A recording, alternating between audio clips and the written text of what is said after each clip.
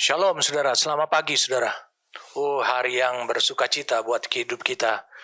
Oleh karena kita ada di dalam hadiratnya Dia. Dan firman-Nya akan mendatangi saudara, firman yang segar. Dan bukan hanya itu saja, pekerjaan daripada roh akan saudara nyata dalam hidup saudara. Mari saya ajak sebelum saya melanjutkan apa yang saya sudah sampaikan minggu lalu kepada saudara. Bagaimana Allah menempatkan saudara di satu posisi, di mana posisi tersebut adalah posisi untuk melawan, untuk menghancurkan musuh kita, yaitu iblis. Mari saya ajak kita untuk kita berdoa lebih dahulu. Mari kita berdoa kepada Tuhan. Bapa, terima kasih untuk kesempatan kembali lagi yang Kau berikan kepada kami. Kami bersyukur untuk anugerah di mana kami bisa duduk dekat kaki-Mu Tuhan, mendengarkan firman-Mu, bukan hanya dalam bentuk suara, tapi mendengarkan perkataan-Mu. Sebab firman-Mu itu adalah diri-Mu sendiri.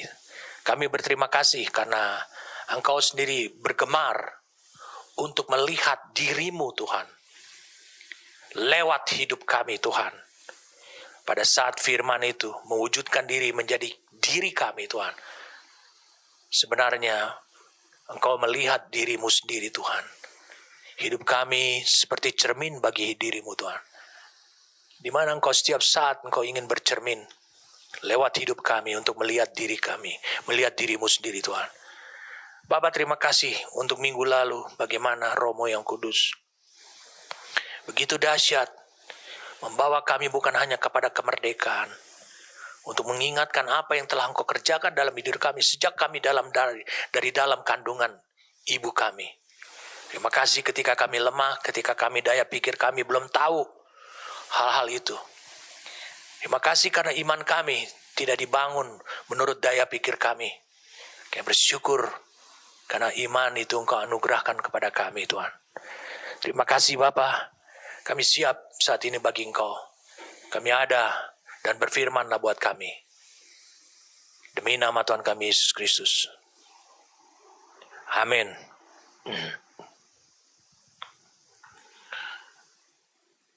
Saya ingin memberitakan kepada saudaraku takdir yang telah ditetapkan oleh Allah untuk gerejanya. 2000 tahun yang lalu, gereja Yesus Kristus itu lahir. Dan dia tidak lahir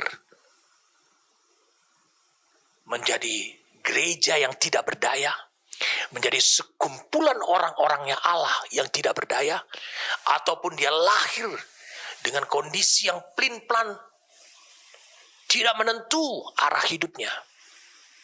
Dan 2000 tahun yang lalu, gereja Yesus Kristus itu tidak dilahirkan oleh satu denominasi ataupun satu kesepakatan dan dari keinginan rohani dari sejumlah orang, tidak sama sekali.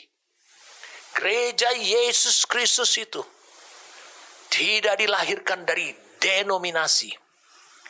Gereja Yesus Kristus itu tidak lahir dari organisasi. Mengapa saya harus mengatakan seperti ini?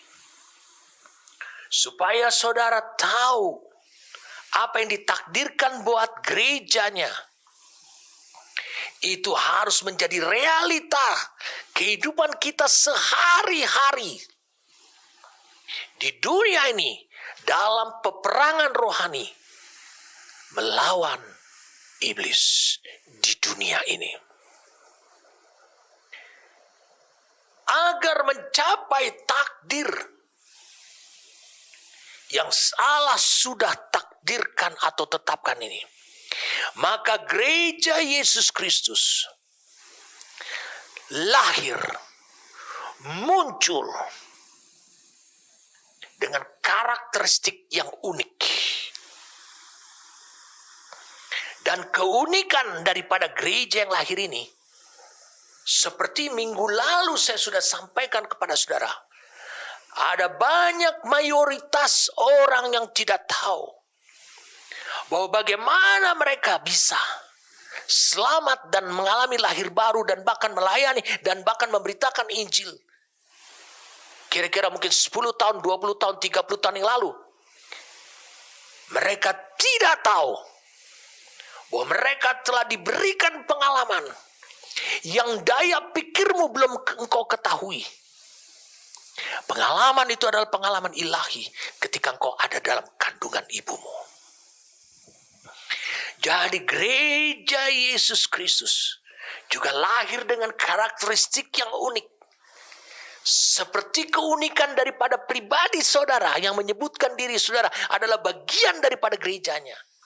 Seperti itu juga saya ingin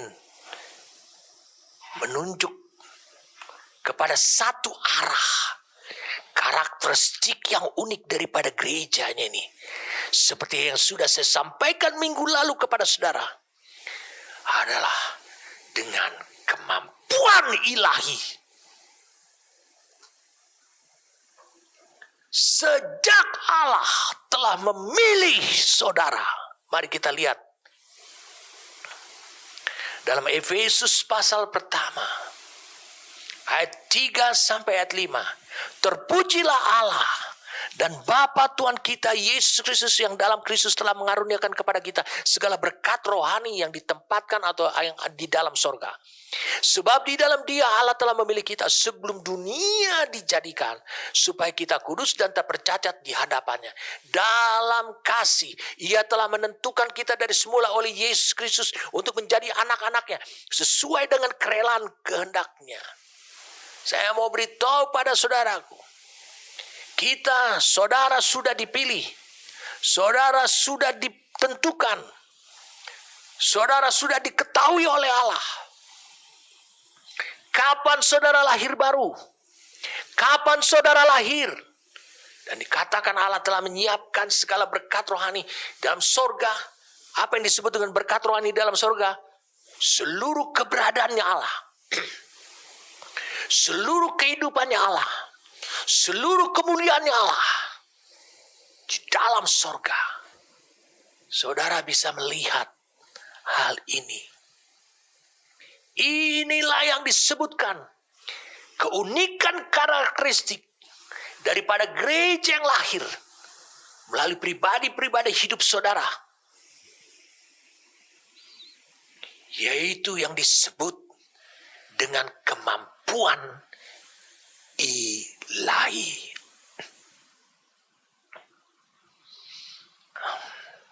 Perhatikan baik-baik. Saya ingin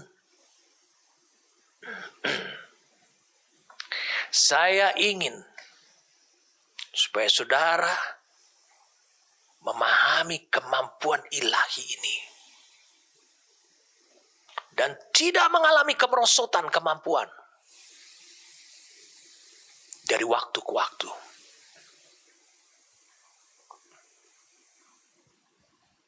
Dengarkan saya. Kira-kira 2000 tahun yang lalu, Yesus mati. Yesus bangkit.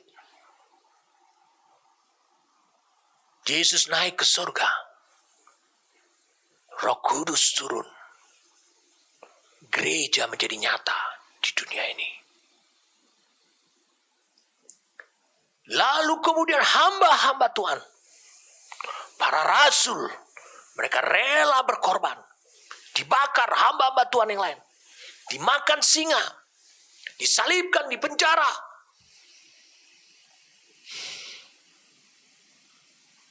Dan saya mau beritahu pada saudara. Saudara buka kitab sejarah.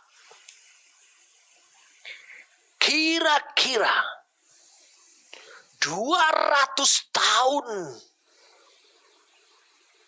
Kira-kira 200 tahun setelah Yesus naik ke surga dan duduk di tahta, hampir seluruh dunia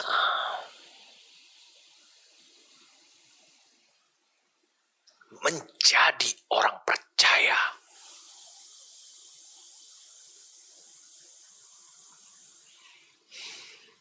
Pada masa itu, saya sebutkan saja agama, walaupun itu bukan agama. Pada masa itu kekristenan merupakan keyakinan terpopuler dan penyebaran yang begitu cepat sekali untuk mengambil alih dunia. Ini disebabkan karena para hamba-hamba Tuhan dan orang-orang percaya rela dia mati, dibakar, dimakan singa, dipenggal kepalanya, dipenjara. Itulah bukti kemenangan mereka, bahwa kematian tidak pernah bisa menghentikan kemampuan ilahi yang Allah telah taruh dalam hidup gerejanya. Saya ingin mengatakan kepada saudaraku, tidak lama setelah peristiwa-peristiwa mengerikan itu, dalam kurun 200 tahun, Kekaisaran Roma bertekuk lutut pada Tuhan. Saya katakan Kekaisaran Roma bertekuk lutut kepada Tuhan. Dengarkan baik-baik. Kemampuan ilahi. Kemampuan ilahi. Bagi banyak orang, kemampuan ilahi itu misteri.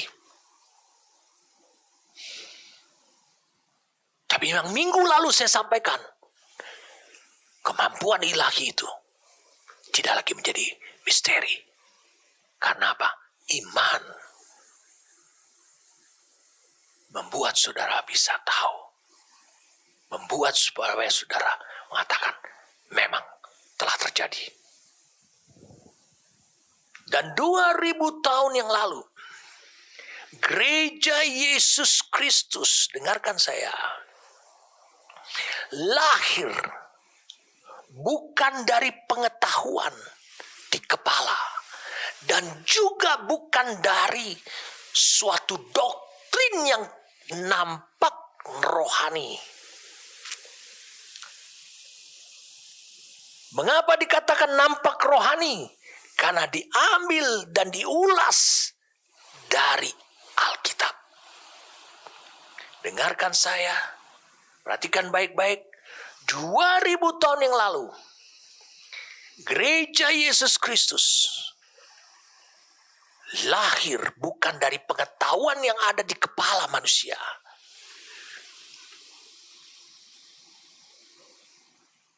Dan juga bukan lahir dari suatu doktrin yang nampak rohani. Karena dikutip dari Alkitab, dibahas dari Alkitab juga.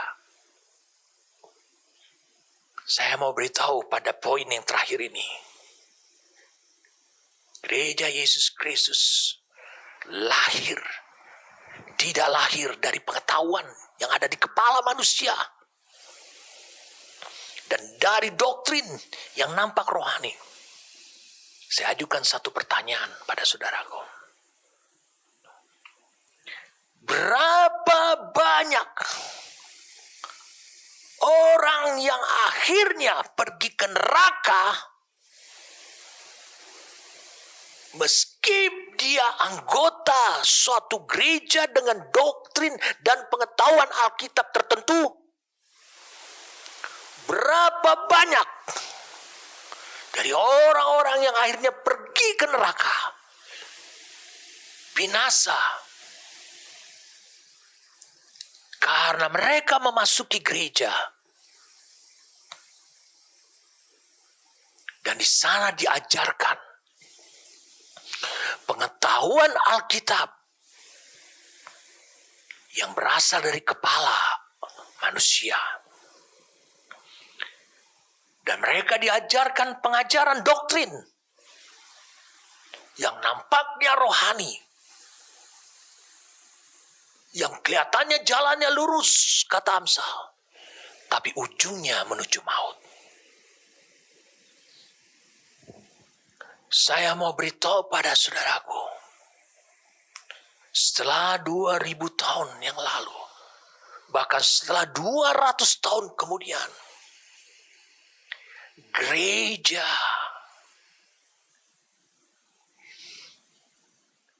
bukan hanya terpecah-pecah menjadi denominasi demi denominasi. Karena doktrin, karena pengetahuan, karena gereja tidak lagi menjadi solusi kehidupan manusia. Gereja tidak lagi menjadi kumpulan orang yang menjawab kebutuhan dan rencana Tuhan. Itu sebabnya banyak orang pergi ke neraka. Saya mau beritahu pada saudaraku, Yesus yang telah dipersiapkan oleh Allah, yang telah meluluhlantahkan iblis, pernah masuk kepada seperti jenis kumpulan orang percaya yang kita bisa sebut gereja pada masa kini. Yesus pernah berhadapan kepada kekacauan, kepada kemelut yang paling agung dari segala kemelut, dari segala kekacauan yang pernah terjadi sebelumnya. Yesus memasuki kemelut itu. Dan ini juga menunjukkan bahwa pada akhirnya kemudian lambat laun manusia, orang-orang dalam gereja akan kembali lagi membuat kemelut, kekacauan yang sama ini.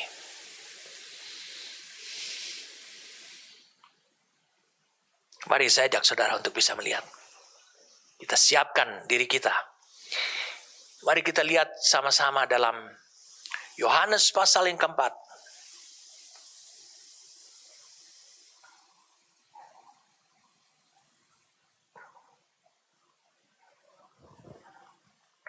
Yohanes pasal yang keempat.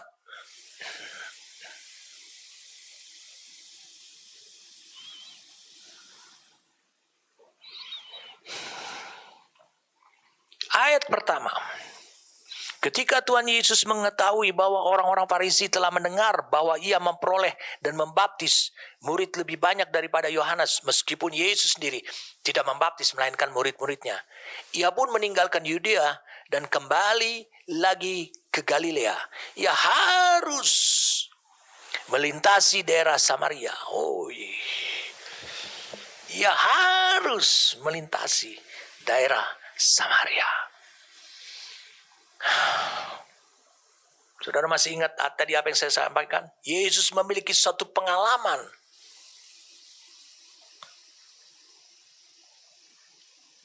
Yesus harus mengalami suatu kekacauan, peperangan rohani yang paling kacau sekali. Kemelut yang paling besar sekali. Kalau engkau melihat Yohanes 4 ayat 1, disinilah terlihat kemelut itu. Ketika Tuhan Yesus mengetahui bahwa orang Farisi telah mendengar bahwa ia memperoleh membaptis murid lebih banyak daripada Yohanes. Jadi kelompok Yesus didengar oleh orang Farisi, ini juga satu kelompok. Yesus telah membaptis lebih banyak orang daripada Yohanes Pembaptis. Padahal Yesus tidak pernah membaptis, hanya murid-muridnya saja. Saudara bisa lihat, ada kelompok-kelompok. Ketika dia mendengar,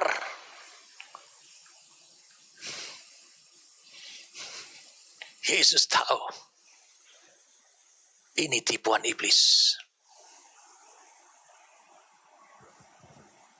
Saya mau tanya pada saudara, bukankah Yohanes Pembaptis adalah pendahulunya Yesus yang menyiapkan jalan buat Yesus? Ketika orang Farisi melihat Mereka sudah melihat ada 3 denominasi yang muncul. Tapi luar biasa Yesus. Yesus tidak pernah menyelesaikan masalah di permukaan. Yesus tidak menyelesaikan hal itu. Dia ingin menyelesaikan masalah kepada akarnya. Di sini dia ketahui ada satu denominasi yang sangat besar sekali. Dan itu bisa menghambat perjalanan hidup rohaninya Yesus. Yaitu yang disebut dengan Samaria. Orang Farisi, Yohanes Pembaptis, Yesus itu adalah orang Yahudi. Orang Yahudi saja terpecah-pecah dengan berbagai macam kelompok. Iblis menggunakan strategi pemecah belah untuk menggagalkan rencana Allah dalam hidup saudara. Kalau saudara nggak bisa akur dengan saudara seiman saudara dalam gereja. Suatu hari saya bercerita kepada orang. Saya mengagungkan salah satu anak rohani saya, pendeta. Seorang pendeta, seorang hamba Tuhan. Asal saya bercerita tentang hamba Tuhan ini kepada dia langsung, saya lihat spiritnya mulai menolak dan ini, wah, gak suka saya memuji hamba Tuhan tersebut. Itu spirit. Kita jangan menyelesaikan. Ada apa di antara kamu dengan dia? Tidak perlu. Jangan selesaikan di permukaan.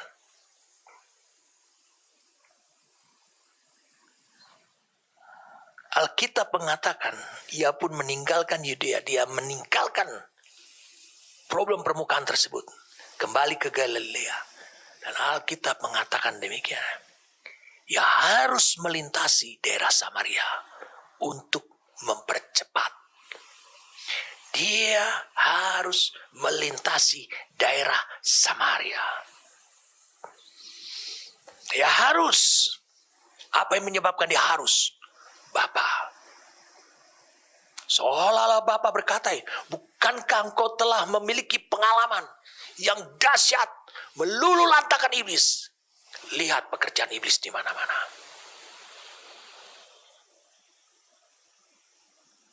Bukankah Samaria itu dulu adalah Israel? Bukankah janjiku kepada Abraham berlaku buat Samaria?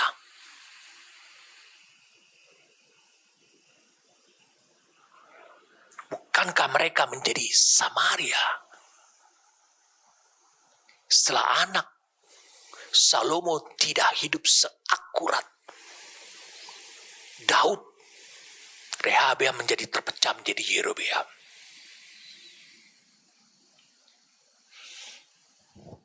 Kau lihat siapa yang berbuat itu? Dosa, penyembahan berhala. Yesus tahu dia tidak mau terlibat pada konflik yang ada di permukaan antara orang Farisi, Yohanes Pembaptis dan dirinya dan murid-muridnya. Dia tahu inilah saatnya untuk mengembalikan suatu kekuatan daripada gereja. Yesus tahu mengapa dibangkitkannya aliran Presbyterian, aliran Assembly of God, Pentakosta, Protestan, Advent, Bala Keselamatan, disebut semua denominasi. Semua berdasarkan doktrin. Semua berdasarkan kelihatannya yang rohani.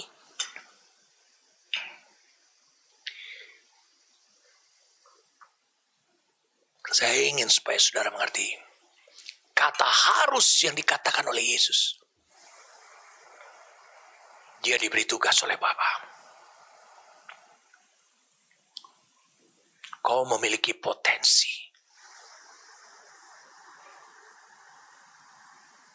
untuk meluluh lantakan iblis. Sehingga iblis tidak bisa menjamah kau. Merdekakan yang lain. Selamatkan yang lain dari kehancuran oleh iblis. Kalau mereka tetap terpecah belah.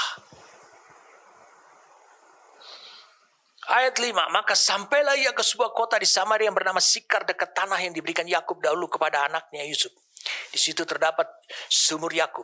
Yesus sangat letih oleh perjalanan, karena itu ia duduk di pinggir sumur itu. Hari kira-kira pukul 12, maka datanglah seorang perempuan Samaria hendak menimba air. Kata Yesus kepadanya, berilah aku minum. Yesus yang memulai percakapan. Allah yang proaktif. Saudara masih ingat di Taman Eden siapa yang memulai percakapan? Iblis. Bukankah Allah berfirman demikian? Ini Yesus tahu strateginya. Meluluh lantakan iblis, dia sudah punya pengalaman. Sebab murid-murid telah pergi ke kota membeli makanan. Maka kata perempuan Samaria itu kepadanya, masakan engkau seorang Yahudi minta minum kepadaku seorang Samaria? Lihat, ini kelompok Presbyterian dengan Pentakosta tidak akur. Sama seperti itu termanifestasi sekarang. Sebab orang Yahudi tidak bergaul dengan orang Samaria. Sebab orang Presbyterian tidak bisa beribadah bersama-sama dengan orang Pentakosta. Mereka hanya beribadah ketika ada seminar bersama.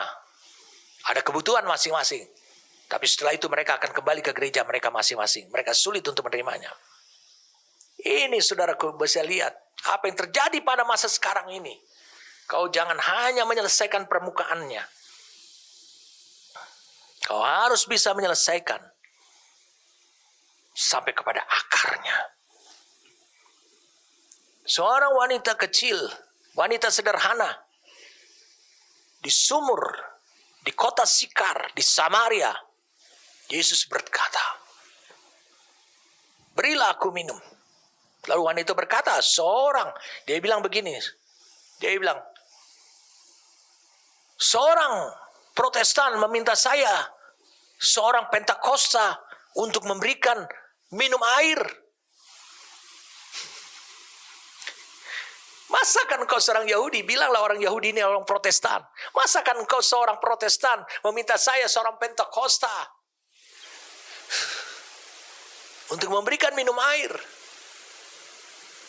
untuk memberikan input firman Tuhan. Saudara kan tahu bahwa Pentakosta dan Presbyterian serta Baptis tidak memiliki hubungan satu sama lain.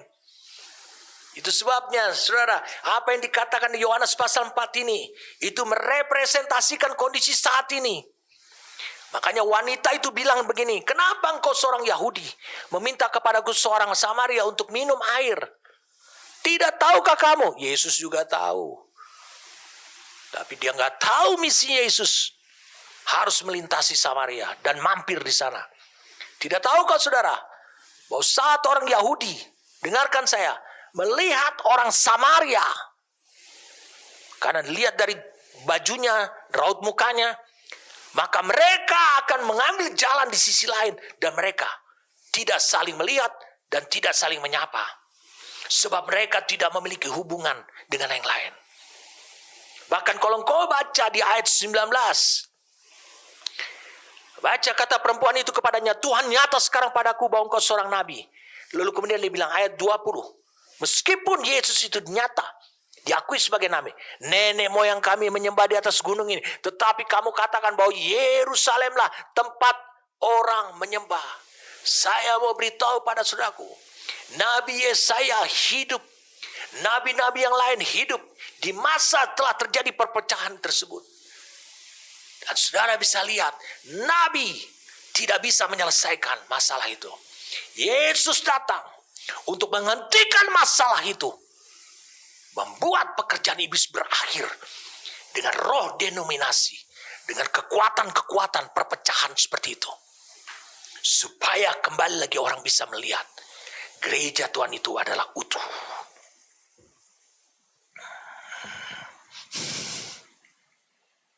Dengan keadaan keadaan seperti ini,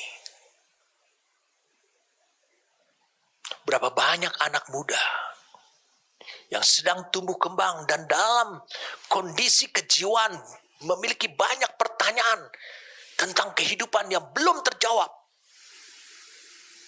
Mereka mendengarkan dari gereja mereka, di gereja mereka, bahwa yang ini salah, yang ini salah, yang ini tidak benar.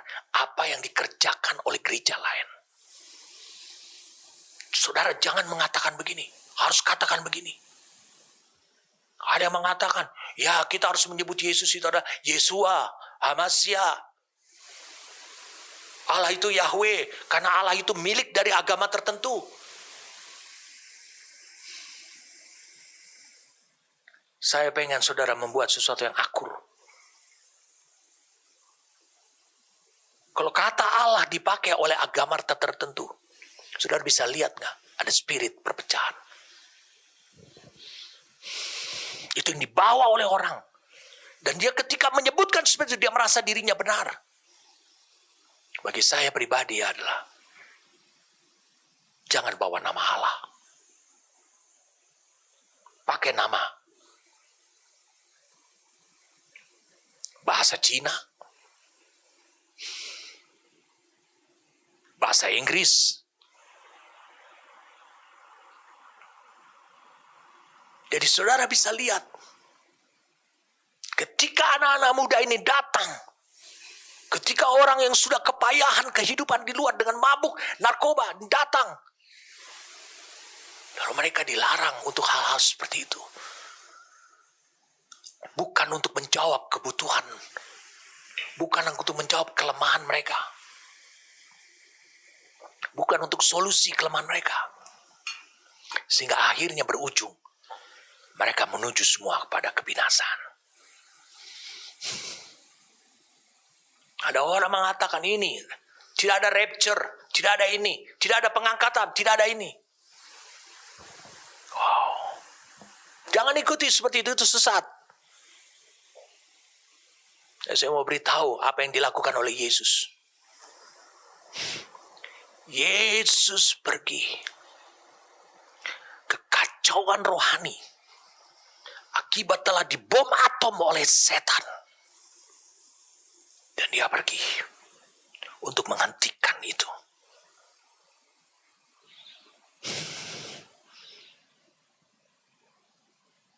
Apa kata Yesus?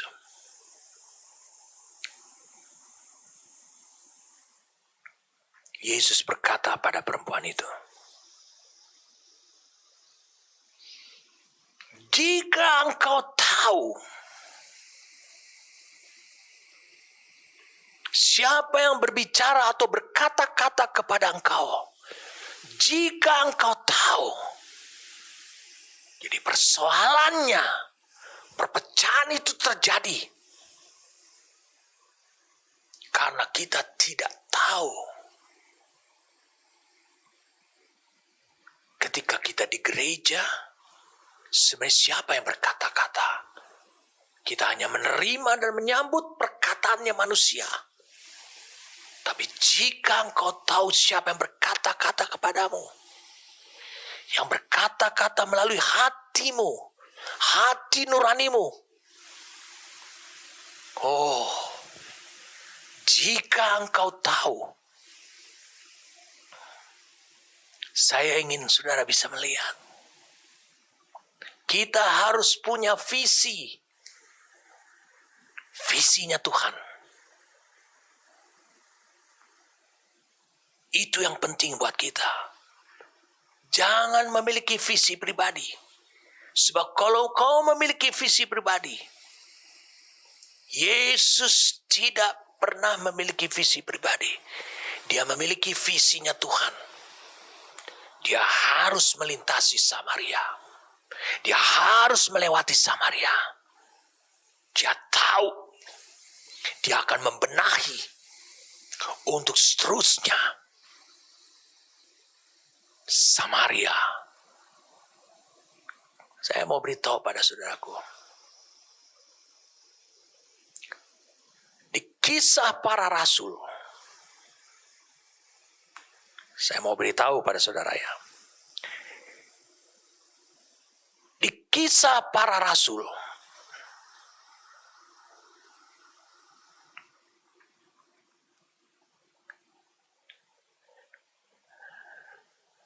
Ketika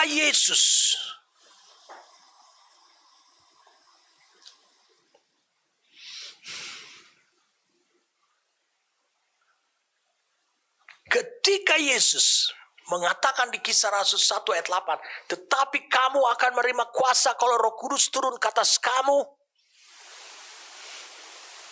Yesus tahu sebenarnya sudah tidak ada lagi gereja Samaria dengan gereja Israel, dengan gereja Yahudi. Roh Kudus turun ke atas kamu dan kamu akan menjadi saksiku di Yerusalem. Kegerakan akan terjadi di Yerusalem dan seluruh Yudea dan Samaria dan sampai ke ujung bumi. Yesus mengatakan suatu kesatuan yang dibangun oleh Allah.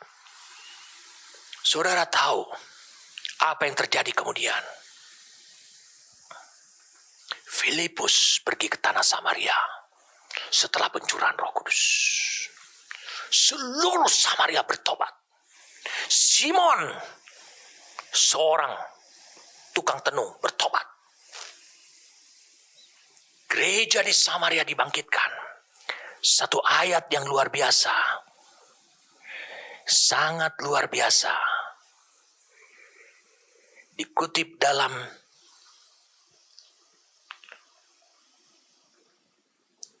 Kisah Para Rasul (8)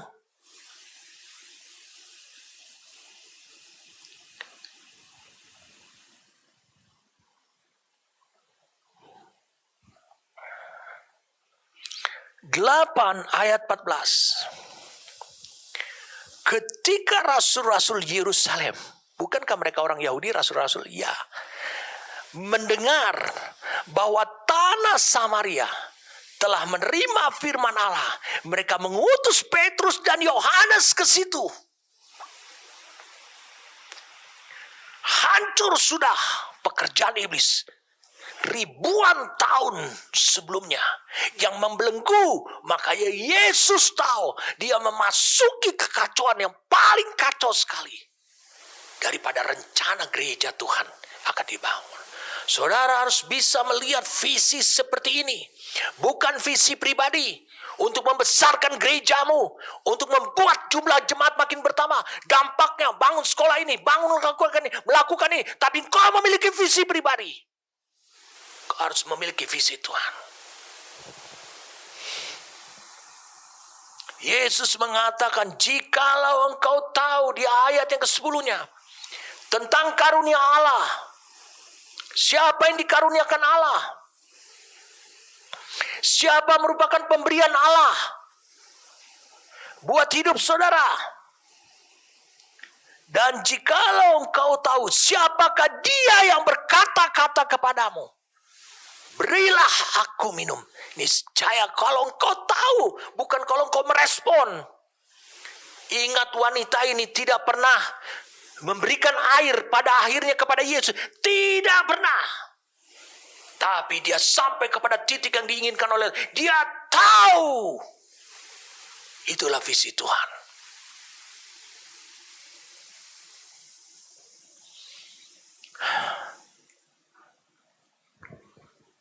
Dengarkan saya, kata tahu lagi. Di Yohanes pasal yang ke-8.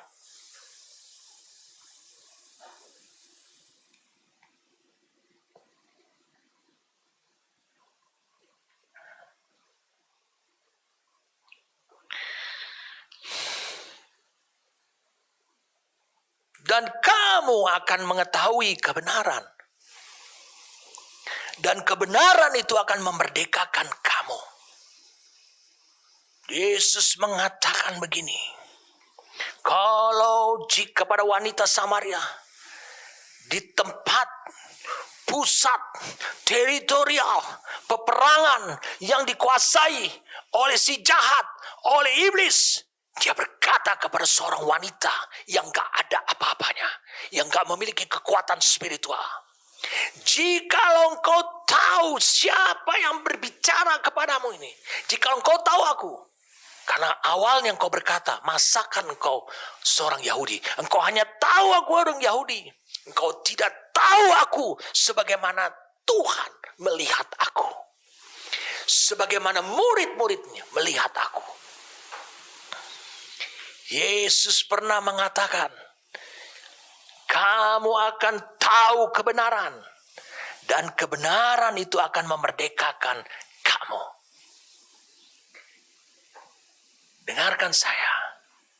Seolah-olah Yesus berkata,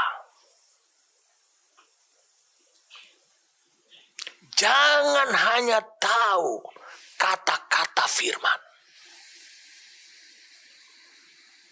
tetapi tahu kebenaran bagaimana firman itu menjadi kehidupan.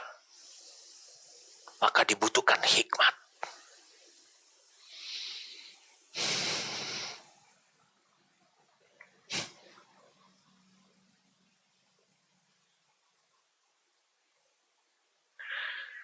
Yohanes 8:32, Yohanes 4 ayat yang ke-10 tadi.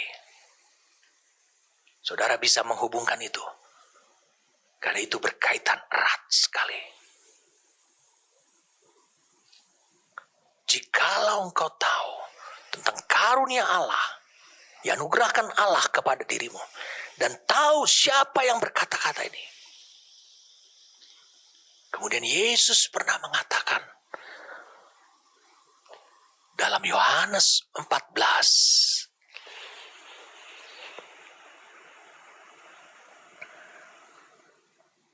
Yohanes 14 dikatakan ayat pertama, janganlah gelisah hatimu, jangan kau berusaha, jangan selalu dalam masalah. Bahasa Inggrisnya dikatakan, let not your heart be troubled. Dalam King James Version, ye believe in God, believe also in me. Yesus berkata, janganlah gelisah hatimu, jangan selalu dalam kesusahan. Percayalah kepada Allah dan percayalah juga kepada aku. Bukankah Yesus membedakan dirinya bahwa dia adalah bukan Allah, dia adalah anak manusia. Nah, Yesus yang menjadi anak manusia ini sekarang pergi kepada kekacauan yang terbesar yang sejak ribuan tahun lamanya. Dia pergi. Dan dia bukan pergi ke permukaan kekacauan itu. Peperangan yang terus-menerus dimiliki oleh iblis. Iblis terus memperbudak orang. Dengan cara gerejanya. Dengan cara penyembahannya. Dengan tidak bisa bergaul dengan yang lain. Iblis membatasi hidup mereka. Yesus sekarang pergi. Kemudian dia katakan, jikalau engkau tahu siapa aku. Bukankah Yesus pernah mengatakan, jikalau kau mengetahui, kau tahu kebenaran, maka kebenaran itu akan memerdekakan kamu dari kekacauan ini. Kebenaran adalah firman yang menjadi kehidupan. Kemudian Yesus mengatakan, jangan kau mengalami kesusahan terus. Percayalah kepadaku. Pada anak manusia. Kemudian dia katakan di ayat 6. Yohanes 14 ayat 6. Kata Yesus kepadanya, akulah jalan dan kebenaran dan hidup. Tidak ada seorang pun yang datang kepada Bapa kalau tidak melalui aku. Kalau kau datang kepada Bapa melalui aku, dengan mengetahui siapa yang berbicara kepada engkau. Aku adalah jalan, aku adalah kebenaran. Sebenarnya Yesus bertemu dengan gadis wanita di Sikar Samaria ini. Dia berkata, kalau kamu tahu aku adalah kebenaran, kalau kamu tahu aku hanya sebagai orang Yahudi, maka tidak akan terjadi kemerdekaan. Mengapa iblis lulu lantak melalui kehidupan aku? Karena aku adalah kebenaran. Yesus katakan, akulah jalan dan kebenaran dan hidup. Lalu wanita ini terus ketika Yesus terus berbicara dan berbicara, wanita sedang dituntun kepada Bapa. Tidak berapa lama wanita ini terus mulai mengarahkan Yesus dia kepada sesuatu yang lain. Dia bilang, engkau tidak punya sumur. Lalu kemudian dia berkata, panggil suamimu. Karena wanita ini meminta air itu. Wanita percaya. Wanita ini banyak segudang masalah. Air, keluarga, hubungan dengan masyarakat. Dia banyak masalah. Dia minta kepada Yesus di ayat 15-nya. Lihat tayangannya. Supaya aku tidak haus. Supaya aku tidak punya masalah lagi. Yesus tidak mau menyelesaikan masalah di permukaan. Kata Yesus kepadanya, pergilah panggil suami. Muncul masalah yang kedua. Termanifestasi. Kata perempuan itu, aku tidak punya suami. Betul, yang keenam ini bukan suaminya. Tepat katamu, engkau tidak berbohong. Hati nuranimu mudah mulai mendapatkan standar Tuhan. Engkau belum disahkan dalam pernikahanmu yang keenam ini. Tapi engkau telah memiliki 5 suami yang terregistrasi secara hukum. Baru kemudian dikatakan, Tuhan nyata sekarang kau seorang nabi. Wanita ini belum mengetahui kebenaran. Bahwa Yesus adalah kebenaran. Kalau dia sampai ke titik itu, maka seluruh Sikar, seluruh Samaria akan luluh lantak. Lalu kemudian dikatakan, nenek moyang kami menyembah di atas gunung ini, tetapi kamu katakan bahwa Yerusalemlah tempat orang menyembah. Itu nggak praktis. Yerusalem, semua orang dari pelosok-pelosok pergi ke Yerusalem. Kami di gunung. Samaria ini punya gunung, dan di sini kami menyembah. Kata Yesus kepadanya, percayalah kepadaku, hai perempuan, saatnya akan tiba. Bahwa kamu akan menyembah Bapa bukan di gunung ini, dan bukan juga di Yerusalem. Kamu menyembah apa yang tidak kamu kenal. Kami menyembah apa yang kami kenal. Kami sebut Bapa, kata Yesus. Sebab keselamatan datang dari bangsa Yahudi. Tapi saatnya akan tiba dan sudah tiba. Sekarang bahwa penyembah-penyembah benar akan menyembah Bapa dalam roh dan kebenaran. Jadi tidak di gunung, tidak di Yerusalem. Yesus sendiri berasal dari tanah Galilea, Nazaret. Dia tidak setiap hari dia pergi ke Yerusalem. Sebab Bapa dikatakan, menyembah Bapa dalam, sebab Bapa menghendaki penyembah-penyembah demikian. Allah itu roh. Barang siapa menyembah dia, harus menyembahnya dalam roh dan kebenaran. Jawab perempuan itu kepadanya, aku tahu, lihat sudah makin dekat dia, bahwa Kristus atau Mesias akan datang yang disebut juga Kristus. Apabila ia datang akan memberitakan segala sesuatu kepada kami, sehingga kami tahu segala sesuatu, tidak ada yang rahasia. Lalu Yesus mengulang lagi ayat yang ke-10. Kata Yesus kepadanya, ayat 26, akulah dia, kebenaran itu. Akulah dia, firman yang menjadi kehidupan itu. Akulah dia, firman yang tidak lagi menjadi misteri itu. Bisa menjadi kehidupanmu. Akulah dia yang sedang berkata-kata dengan kau. Apa yang terjadi dengan perempuan ini?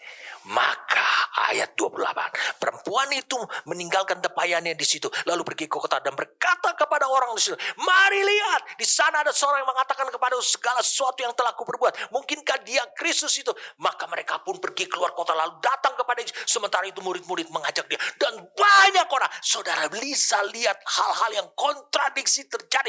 Mulai iblis dilululantakan setelah ribuan tahun. Wanita Samaria ini adalah wanita yang tidak benar, yang tidak hidup dalam standar dan ukuran Tuhan. Ketika dia mulai di-upgrade,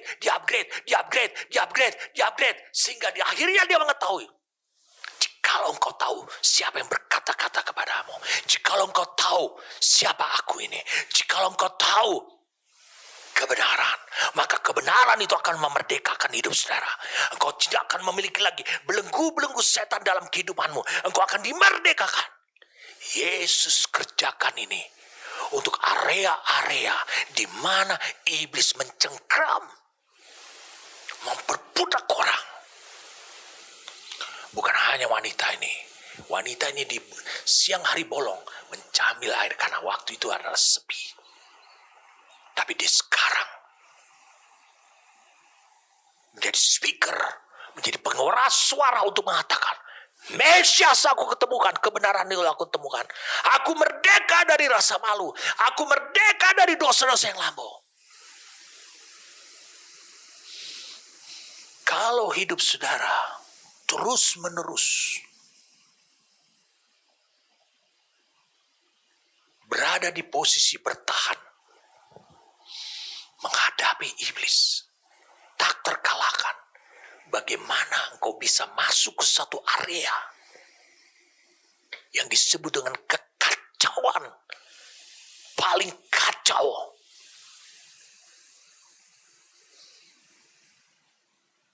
Dari teritorial peperangannya yang dikuasai oleh setan. Bagaimana? Yesus memiliki pengalaman. Itu sebabnya murid-murid, para rasul, 2000 tahun yang lalu, tanpa televisi, tanpa teknologi, tanpa pesawat terbang, tanpa mobil atau otomotif. Dan mungkin saudara akan kaget yang terakhir ini, tanpa Alkitab, dalam 200 tahun mereka nyaris memenangkan seluruh dunia dan memberitakan Injil ke seluruh dunia kepada semua bangsa yang tercatat pada masa itu. Apa yang membuat banyak orang dari apa yang Tuhan katakan, aku telah menyiapkan tentara-tentaraku, berarti itu telah ada sejak dari dalam kandungan. Apa yang menyebabkan tentara Tuhan ini tidak bisa bangkit? Karena tidak ada orang yang dimerdekakan. Tapi Habib bilang, kau merdeka. Kau tahu bagaimana kekuatan kasih karunia yang menyertai Yesus Kristus dalam Roma 16 ayat 20 itu membuat iblis bertekuk lutut, remuk di bawah kakimu. Itu yang memerdekakan banyak orang. Sehingga kau akan membangkitkan tentara Tuhan di mana-mana dengan tingkat militansi yang luar biasa sekali. Sehingga bukan gereja dengan jumlah besar, jumlah jemaat besar, mega church yang kau bangun. Saudara bisa lihat gereja di Yerusalem 5.000 orang. Banyak 5.000 orang percaya. Petrus bertahankan, tidak, dia pergi ke Babel. Dia pergi ke Roma. Mereka tidak ada yang bisa mengikat hidup mereka. Mereka telah dimerdekakan oleh kebenaran. Pertanyaan saya, bisakah saudara memasuki arena yang kacau seperti ini, di mana di dalamnya sudah terjadi konfrontasi musuh? Saudara membutuhkan satu pengalaman. Saudara membutuhkan satu persiapan.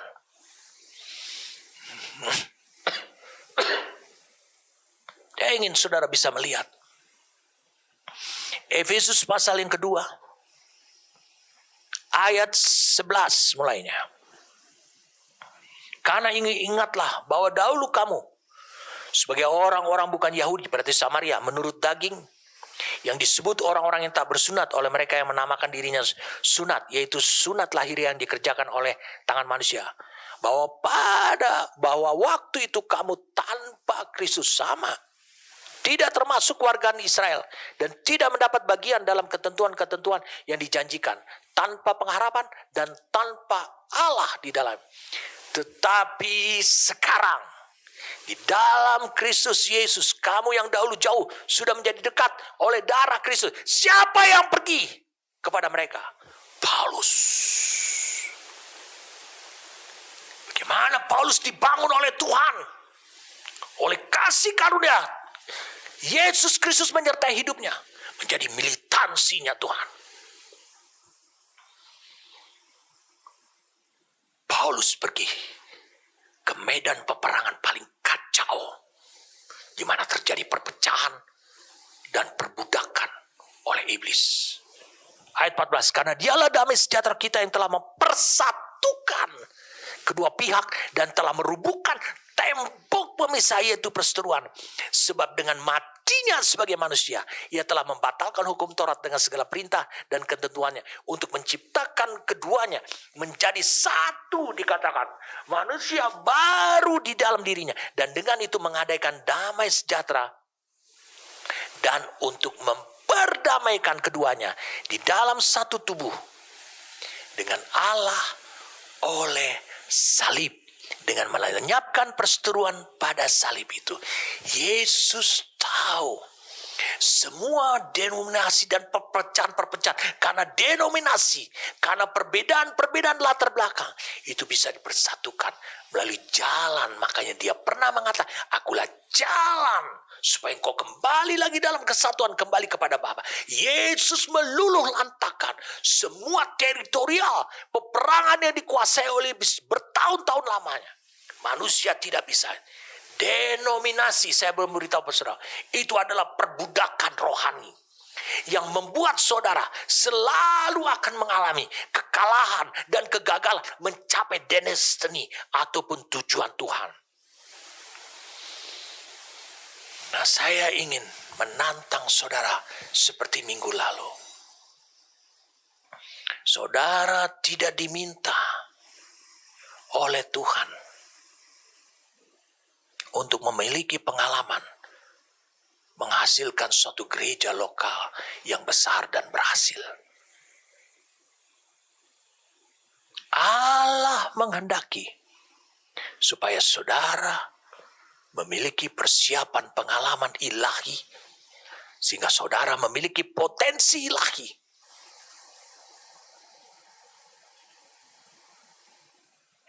Bukan hal-hal yang lahiriah yang memperkaya hidup saudara.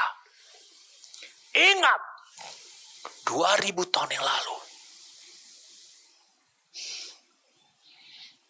tanpa Alkitab, hampir seluruh dunia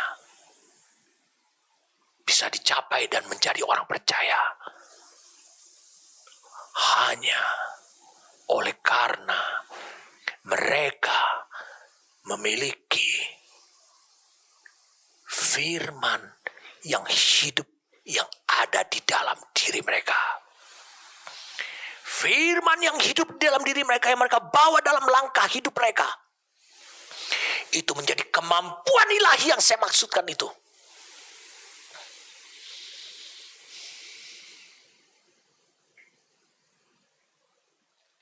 Jika engkau tahu kebenaran, itu yang mereka ucapkan di mana-mana. Jika engkau tahu kebenaran, kebenaran itu akan memerdekakan kamu. Dan itulah yang mereka beritakan di mana-mana. Bukan jikalau engkau tahu kata-kata kebenaran itu, bukan kebenaran, tahu kebenaran, yaitu firman yang menjadi hidup, yang hidup dalam diriku, yang hidup dalam diri Yesus dulu. Yesus pernah berkata, akulah jalan, kebenaran, dan kehidupan. Dan wanita itu akhirnya tahu siapa yang berkata-kata itu. Dia tahu itu adalah Mesias. Dia tahu itu adalah kebenaran. Maka saat itu juga dia merdeka. Saudara memerlukan persiapan seperti ini. Persiapan pengalaman seperti ini. Musa memiliki persiapan sebelum dia membebaskan umat Israel dari perbudakan Mesir. Abraham sebelum dia menjadi tokoh yang diagungkan oleh Tuhan, menjadi Adam, menjadi garis keturunan Sion, garis keturunannya Allah. Allah juga menampakkan diri kepadanya sebagai persiapan untuk dia bisa memiliki pengalaman rohani, pengalaman ilahi. Sehingga Abraham sadar bahwa dia memiliki kemampuan ilahi. Musa sadar dia memiliki kemampuan ilahi. Daniel juga sadar dia memiliki kemampuan ilahi. Yesus sendiri juga membutuhkan persiapan yang unik sebelum dia pergi melayani Allah. Dia harus melintasi Samaria. Dia harus dipersiapkan lebih dulu. 30 tahun Yesus dipersiapkan dalam pengalaman ilahinya untuk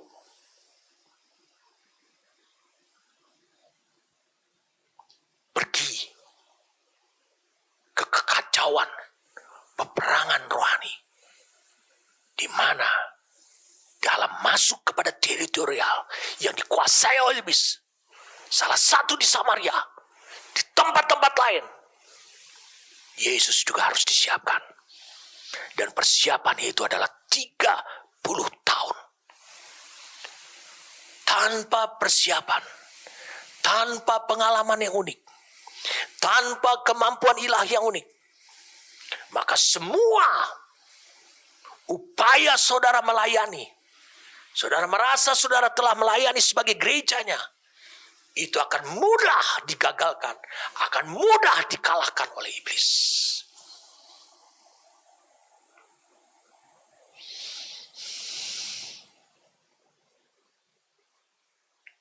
Saya mau beritahu pada saudaraku, kalau engkau tanpa persiapan, kau akan mudah gagal. Iblis akan terus-menerus menyerang hidup saudara, membuat keraguan kepercayaan saudara terhadap Allah. Tapi jangan khawatir. Roma 8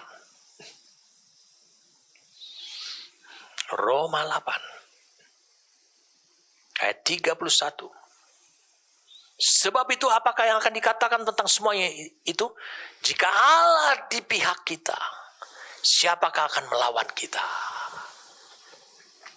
Ia yang tidak menyayangkan anak sendiri, tapi menyerahkannya bagi kita semua. Ini bukan hanya pertobatan, bukan hanya mati saja. Bagaimana mungkin ia tidak mengaruniakan segala sesuatu, termasuk potensi ilahi, kepada kita bersama-sama dengan dia, termasuk kasih karunia yang dimiliki oleh Yesus Kristus. Allah mengaruniakan bukan saja hidupnya Yesus, tapi semua yang ada pada hidupnya Yesus. Jadi saudara perlu disiapkan oleh Allah, sama seperti dia menyiapkan Yesus selama 30 tahun. Sehingga saudara memiliki kemampuan, ada kekuatan seperti Alkitab untuk menghancurkan senjata iblis. Terutama untuk menghancurkan iblis pada orang lain.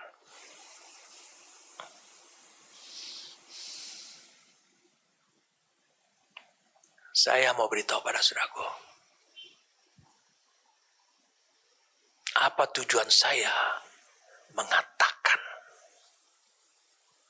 menjelaskan, men-sharingkan, berbagi kepada saudara kebenaran dan pewahyuan ini kepada saudara. Saudara siap mendengarkannya? Saya mau beritahu pada saudaraku. Saya mau beritahu pada saudaraku supaya saudara kembali lagi untuk bergerak keluar dari posisi yang tidak terkalahkan. Dari posisi yang hanya mampu membuat iblis lari daripadamu. Membuat engkau hanya berada di posisi tidak terkalahkan. Saya mau beritahu pada saudaraku, persiapan yang memberikan saudara pengalaman ilahi, itu akan membuat saudara akan bisa menyelesaikan misinya Tuhan.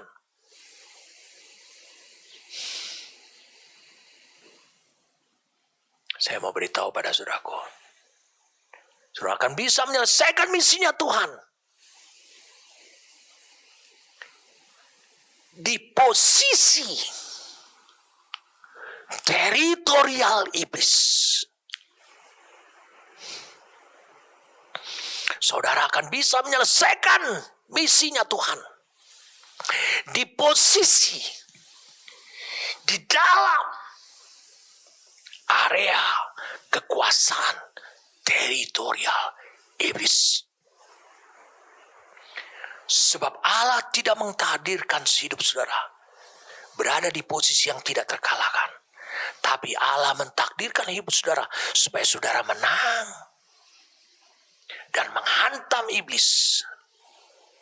Bukan dari posisi itu, tapi dari posisi saudara berada di kekacauan sama seperti yang telah terjadi pada diri Yesus di Sikar di Samaria. Beberapa tahun kemudian, Rasul Petrus dan Yohanes pergi ke Samaria karena mendengar bahwa firman Tuhan yang diberitakan oleh Filipus disambut di Samaria. Mengapa? Karena Samaria telah dimerdekakan pada masa Yesus dari belenggu itu. Saya mau beritahu pada saudaraku, ini yang Allah mau anugerahkan kepada saudara. Dengarkan baik-baik.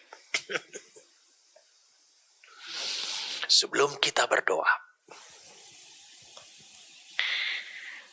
saudara ditempatkan Tuhan pada posisi menang. Dan bukan pada posisi tak terkalahkan. Dan bukan pada posisi membuat iblis kabur. Kalau iblis kabur daripadamu, berarti saudara berada di posisimu. Tapi Tuhan akan menempatkan saudara menyelesaikan misi Tuhan di posisi menang. Yaitu di mana posisi menang saudara itu adalah posisi teritorialnya iblis.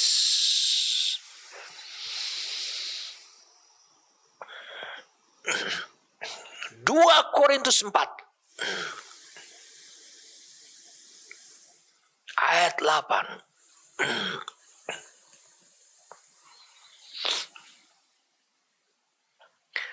Dalam segala hal kami ditindas, namun tidak terjepit. Berarti belum berakhir. Kami habis akal, namun tidak putus asa. Selalu ada jalan keluar. Kami dianiaya, namun tidak ditinggalkan sendirian. Kami dihempaskan, namun tidak binasa.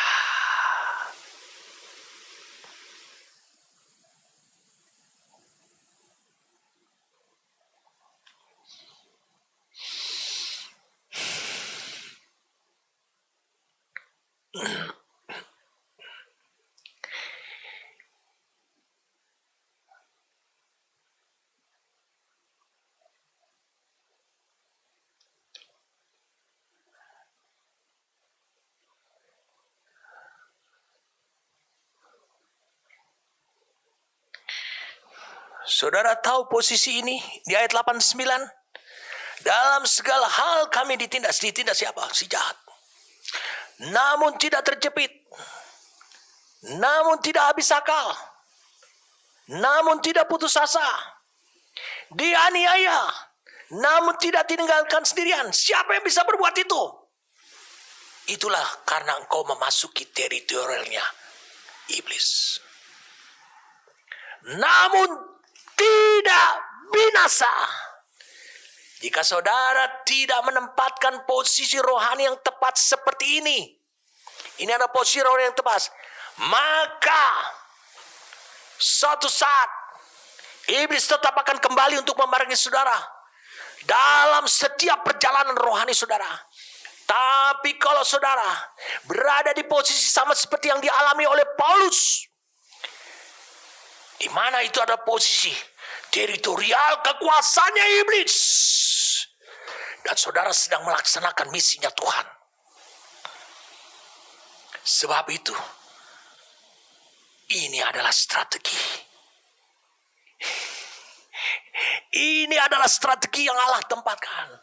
Itu sebabnya Allah persiapkan saudara dulu. Saudara diminta untuk Allah untuk menempati posisi rohani yang tepat seperti di atas ini. Yaitu di posisi teritorial iblis, tapi kau menang. Dengan demikian kau akan mengakhiri perbuatannya iblis.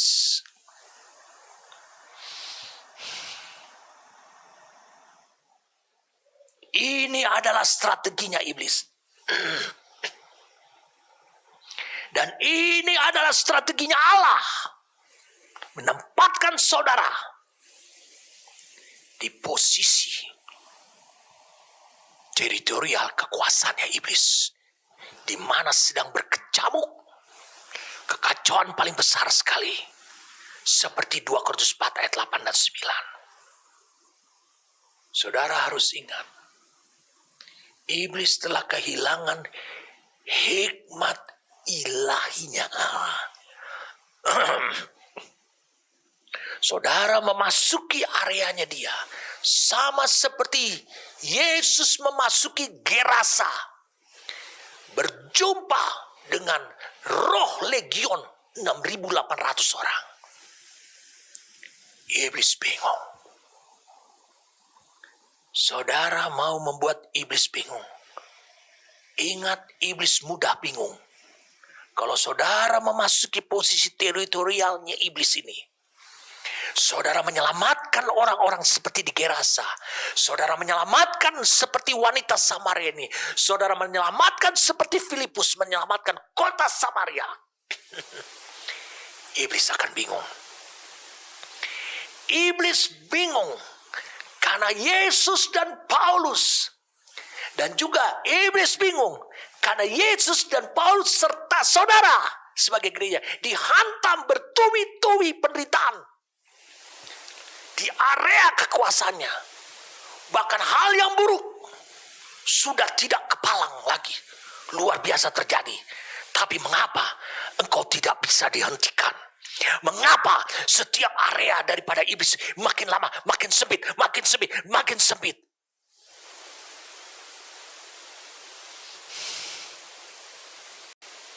Iblis mengira bahwa Yesus menderita, Paulus menderita, saudara menderita. Iblis mengira bahwa engkau telah ditinggalkan oleh perkenanan Tuhan. Mari kita baca ayat 8. Dalam segala hal kami ditindas namun tidak terjepit. Kami habis akal namun tidak putus asa. Kami dianiaya namun kami tidak ditinggalkan sendirian. Kami dihempaskan namun tidak binasa. Kami senantiasa membawa kematian Yesus di dalam tubuh kami, supaya kehidupan kebangkitannya juga menjadi nyata dalam tubuh kami. Ini yang gak bisa dipahami oleh iblis. Ayat 11. Sebab kami yang masih hidup ini terus-menerus diserahkan kepada maut karena Yesus. Sebab kami yang masih hidup ini terus-menerus berada di posisi teritorial kekuasaannya iblis karena Yesus. Berarti ada misi supaya juga hidup Yesus, tubuh kebangkitannya, merupakan bukti kemenangan mengalahkan maut, senjata terakhirnya iblis. Itu menjadi nyata di dalam tubuh kami yang fana, ini yang tidak kekal ini. Oh, saya berdoa saat ini, saudaraku. Saudara menerima pewahyuan dan pengertian seperti ini. Allah mengutus saudara bukan hanya pergi ke seluruh dunia, tapi Allah mengutus saudara.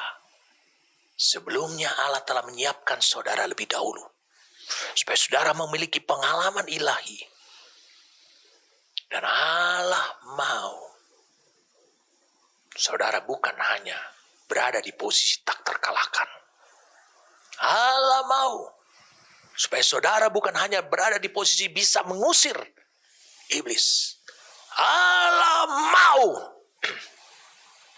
supaya saudara bisa meluluh lantakan iblis dengan masuk ke teritorialnya iblis, area kekuasaannya. Maka Yesus berkata, pergilah ke seluruh dunia, beritakanlah Injil. Itu adalah teritorialnya, kekuasaannya setan. Pergi, lakukan situ. Mungkin kau menderita, jangan takut. Kasih karuniaku telah terbukti untuk meluluh lantakan kepala iblis. Roma 16 ayat 20. Di bawah kakimu. Amin.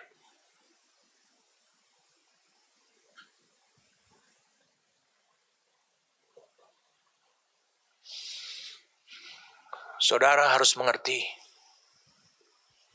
persiapan yang dimaksudkan oleh Allah tidak main-main. Karena Allah akan membuktikan bahwa engkau adalah Sion. Kau akan dikirim kepada area kehidupan yang merupakan teritorial kekuasaannya iblis. Di mana di sana terjadi kekacauan yang paling parah sepanjang masa. Di mana iblis dengan bebas memperbudak setiap orang. Kau memerlukan persiapan. Saudara memerlukan persiapan. Hamba berdoa Tuhan. Saudara ulurkan tanganmu. Hamba berdoa saudara. Hamba berdoa padamu Tuhan. Setiap orang yang mengulurkan tangannya, dia siap untuk dipersiapkan oleh Engkau Tuhan. Mereka menolak untuk berada di posisi tak terkalahkan dan posisi yang sanggup untuk mengusir setan jauh dari hidupnya. Dan mereka dipersiapkan menjadi militansimu Tuhan.